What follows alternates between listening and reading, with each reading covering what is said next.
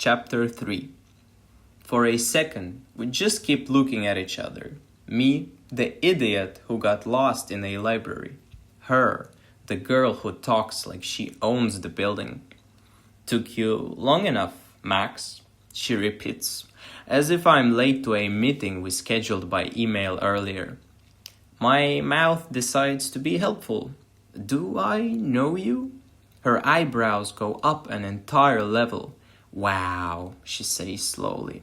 We are starting with that, of course.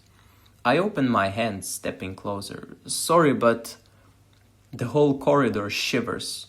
The floating lamps started to drift away from me and towards her, like paper clips to a magnet. The shelf straightened subtly, angling to frame her instead of me. I don't know how to explain it, but this space likes her, kind of. The air around her feels thicker, sharper, like she's the center point that everything else orbits. Who are you? I try again. And what is this place? Because it's definitely not the third floor of the city library. She exhales through her nose, like a teacher who just found a doodle on the test paper instead of an answer. Then she points a finger at me. You really don't remember, she says. Not a question anymore, a verdict. I should? I ask carefully. Her eyes narrow. That is the problem, Max. You should remember everything. You should remember me and this corridor and exactly why you promised to never come back. But here you are again with that stupid lost puppy look. Something hot flared in my chest. I didn't come back, I snap. I was in a normal library, and then it turned into this, whatever this is, so maybe don't yell at me like I ran in on purpose. She tilts her head. For a second, she looks almost interested, like I said something unexpected. Then she smiles. It is not nice. Still rude, she says. Good. I was worried you got softer. She walks towards me without any hurry. I think about backing away, but there is nowhere to go that doesn't feel like obviously running, and my pride is apparently suicidal right now. Up close, she smells faintly of something sharp and clean, like cold metal and citrus peel. Her coat brushes my sleeve as she circles me once, inspecting. Max, she murmurs, as if she is testing my name again. Same face, same stupid hair, same ridiculous way of standing like you are waiting to be kicked. Perfect. Thanks, I manage. She comes to a stop in front of me. I am Sasha, she says, Darton's official lunatic, the daughter of Remus. Department certified hazard. Ring any bells in your box? A cold line runs down my spine at the name Darton. My stomach flips like I'm about to fall. Except I'm still standing on the solid floor. Darton. That word has been scratching at the back of my head for weeks.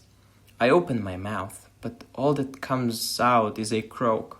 She sees it. Of course she does. Her gaze sharpens.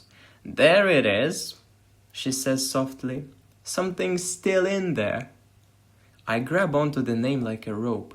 Darton, I repeat. That is a place. Her hand flashes up. Before I can flinch, she presses 2 fingers to my forehead. Hey, I say, or think or scream. Hard to tell because the moment she touches me, everything explodes. It is not pain, exactly. It's more like my skull becomes a cinema screen and someone hits fast forward on 5 movies at once. Images slam past behind my eyes. A city of stone towers and red banners, a sky full of amber fire, a broad river choked with ice. I see a space Snow swirling, people running, soldiers in strange armor shouting in a language my mouth knows but my conscious brain doesn't. Another flash, a corridor that looks almost like this one but narrower, full of doors that were humming like beehives. My own hand is reaching out, hesitating over a handle. Someone yelling my name from far away. Stop, I gasp. Stop, please stop. She ignores me. Her fingers dig into my skin. Her other hand moves in a short, sharp gestures, drawing symbols in the air that burned orange and slide into my head like hot needles. More images slam in.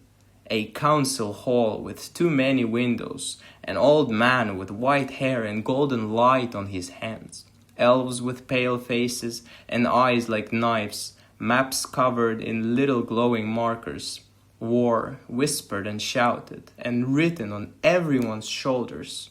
And through all of it, there's a hole. Every time my mind goes towards certain moments, they smudge. A pair of red eyes blur, like someone smeared the picture with a thumb. A hand is grabbing mine on a rooftop, pulling me back from an edge. Gone, cut, replaced by blank gray snow. I know that absence. I felt it like a missing tooth for so long. I forgot it used to hold anything. Somewhere under the flood of images, I tried to say, Martha. The name falls into the hole and doesn't come back. After what felt like hours, but is probably a few seconds, Sasha pulls her hand away. I stagger, grabbing the nearest shelf to stay upright. The books there are wrong again, titles slipping between languages, but now I know they have never been from my world at all. This is Nexus, part of the Simeon corridor, the library of libraries, the place between places. And I've been here more than just this time. My lungs drag the air in like I've been just sprinting up 10 flights of stairs. My hands are shaking. The buzzing emptiness in my chest is gone, replaced by something worse. Knowledge. Not full, not clean, but enough to make my stomach twist. I manage. You did something to my head, she snorts.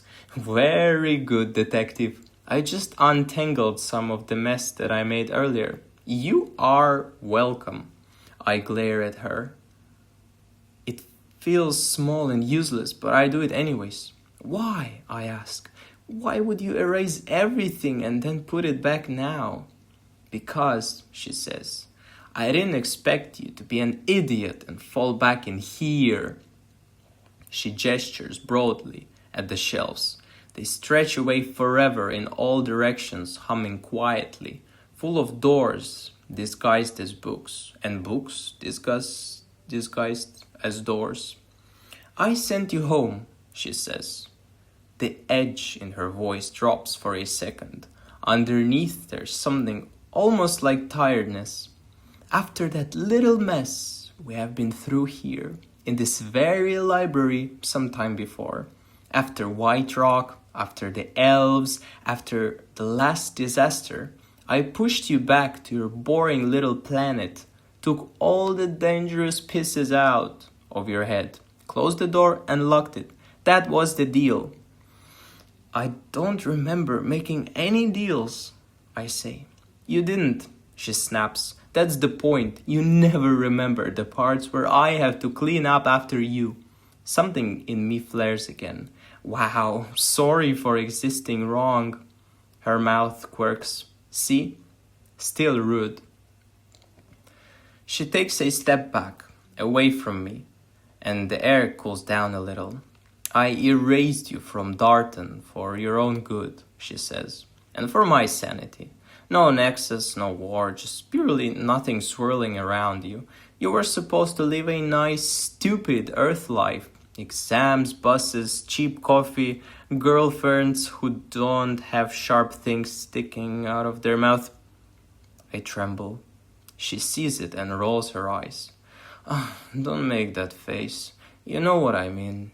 You are out, done, clean, and then she sweeps her arm in a circle, indicating me, the shelves, the weirdly quiet corridor.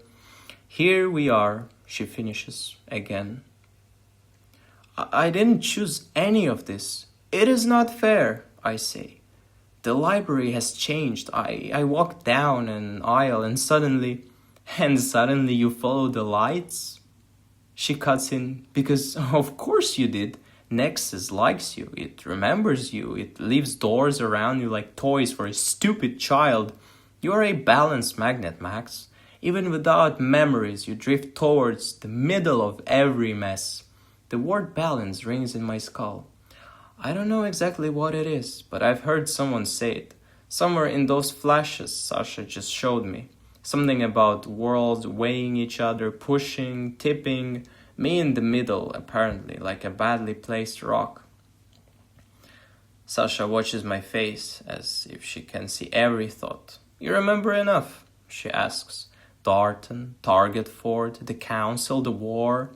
Pieces, I admit. Like someone took scissors to the last God knows how many month and left the scraps. Good, she tips her head. And the vampire? There's a pressure in my skull, right where her fingers pushed. I reach for it and hit that smooth blank wall again. My mind skids off it. A red spark, a laugh, a sharp tooth near my throat. Gone. I start, then stop. What vampire? Her eyes go cold. For a moment, something ugly crosses her face. Of course, she says softly. She took herself out. Clever girl. I don't know who she means, but the way she says it makes my stomach knot. Before I can ask, she moves again. 1 second she's 2 steps away. The next she's right in front of me, so close I can see tiny flecks of orange in her eyes. You want to know why am I like this? She says quietly.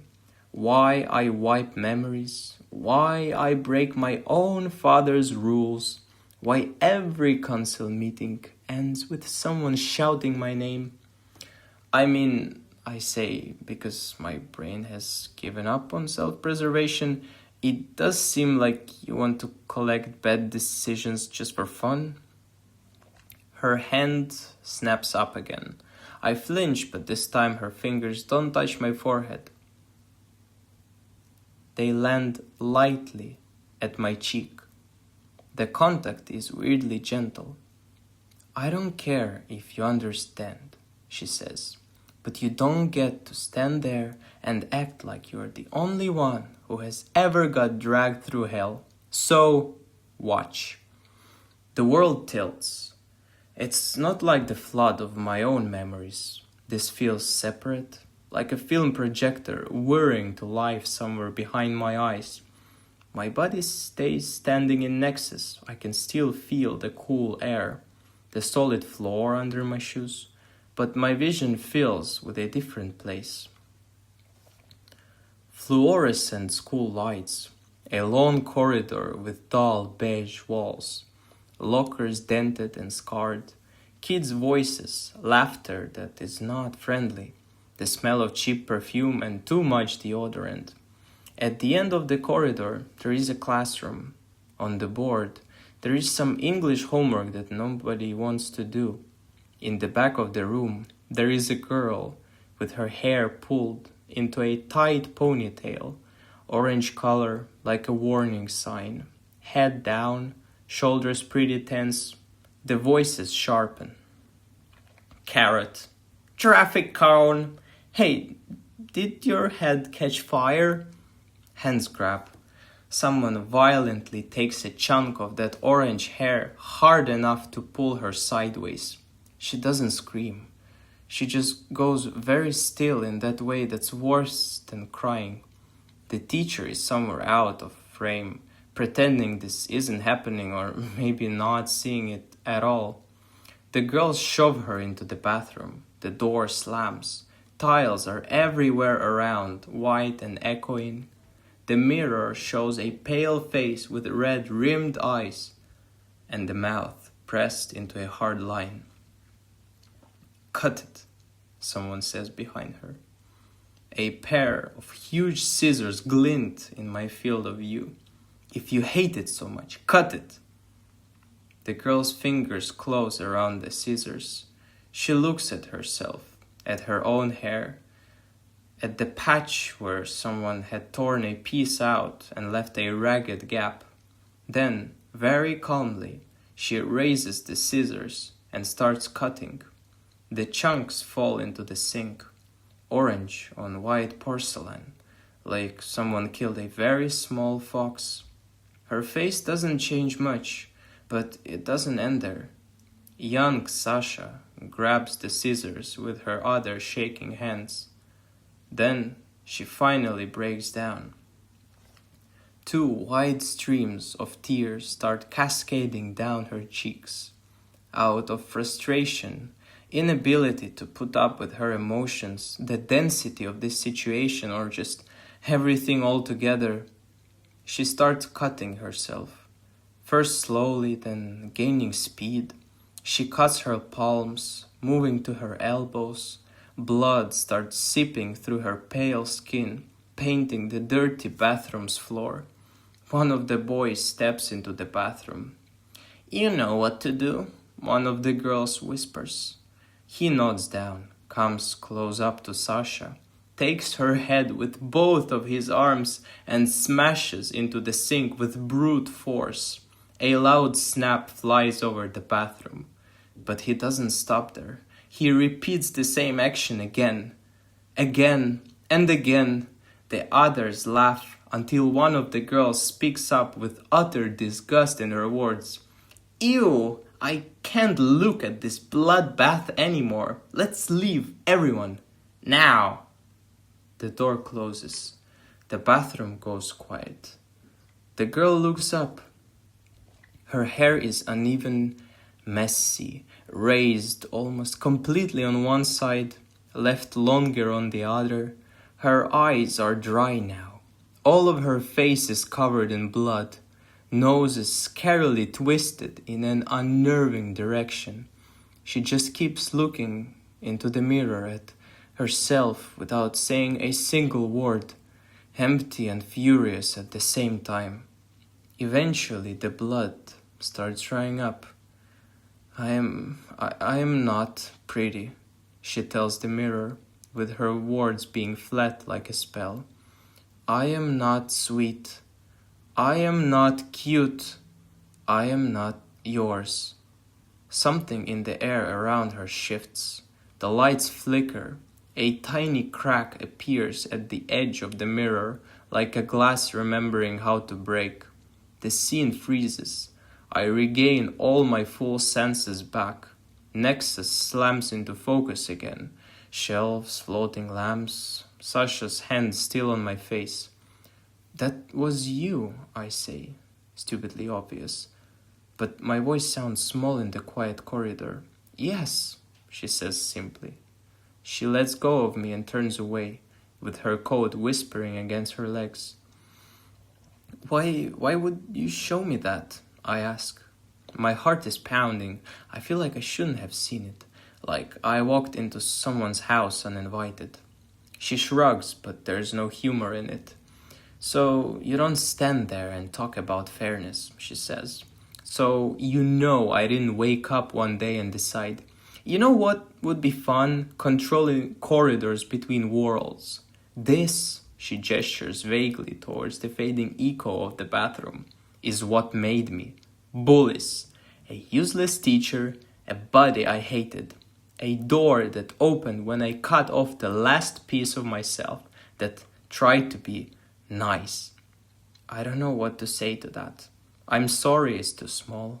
"I get it" would be a lie, so I just stand there, feeling the weight of both our histories pressing on this one bit of the floor.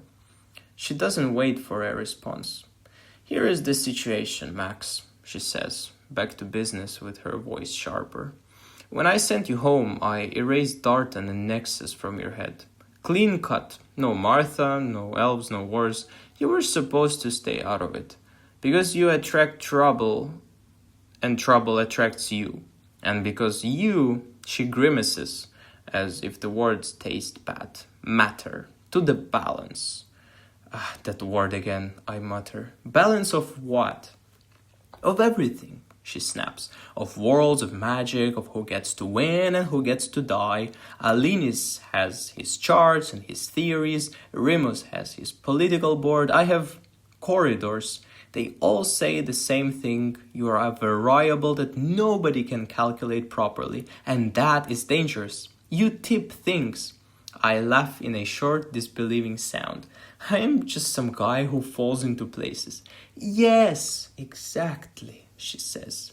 And somehow, when you fall, other people fall with you, or because of you. There is a flash of something in her eyes then. Pain, anger, both. My mother is dead, she says quietly. Martha killed her. My throat tightens. I think of the blurred shape in my memory where Martha should be. Of all the things I don't know but apparently did. So what now? I ask. You're going to kill me? She looks at me for a long moment. Her expression closes down, layer by layer. I want to, she says calmly. Believe me, I really, really want to. It would solve so many problems for me, for Darton, for the council, less chaotic balance factor, fewer disasters. I swallow. The corridor feels smaller. But, she goes on, and there is real annoyance now, I can't. My father would be displeased. Alinis would do something smug and complicated. Nexus itself has opinions about you for some insane reason, and I am not in the mood to fight a sentient corridor today. Lucky me, I say weakly. Yes, lucky you, she says, but don't get used to it.